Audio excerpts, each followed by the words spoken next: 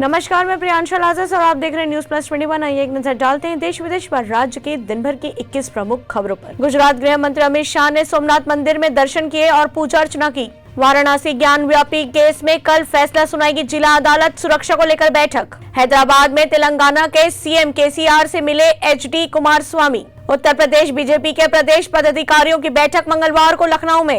MCD में होंगे 250 ward, दिसंबर के महीने में हो सकते हैं चुनाव। शोहरत होने के बाद कृणाल कामरा ने विश्व हिंदू परिषद को लिखी चिट्ठी। गुजरात राजकोट में मेटोडा जेआईडीसी में लगी भीषण आग, 5 लोग घायल, करोड़ों का हुआ नुकसान। शिवसेना और शिंदे गुट के बीच झड़प, एफआईआर दर्ज, 5 गिरफ्तार।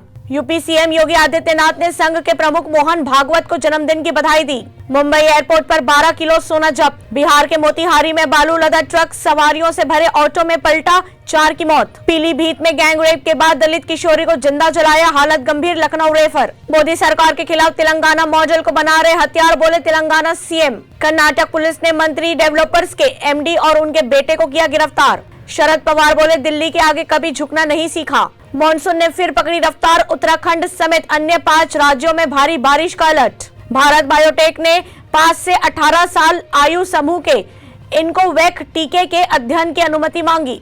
पिछले 6 साल में इलाज के लिए भारत पहुंचा हर दूसरा विदेशी नागरिक बांग्लादेशी, आरटीआई ने किया खुलासा। पापुआ न्यू गिनी में तेज भूकंप के झटके, 3 लोगों की मौत। इंग्लैंड ने भारतीय महिला टीम को 9 विकेट से हराया। शादी के 11 साल बाद शालिनी सिंह से अलग हुए हनी सिंह, पत्नी से लिया तलाक। ऐसी तमाम जानकारियों से लगातार अपडेट रहने के लिए देखते रहिए न्यूज प्लस 21, आपके हक की बात।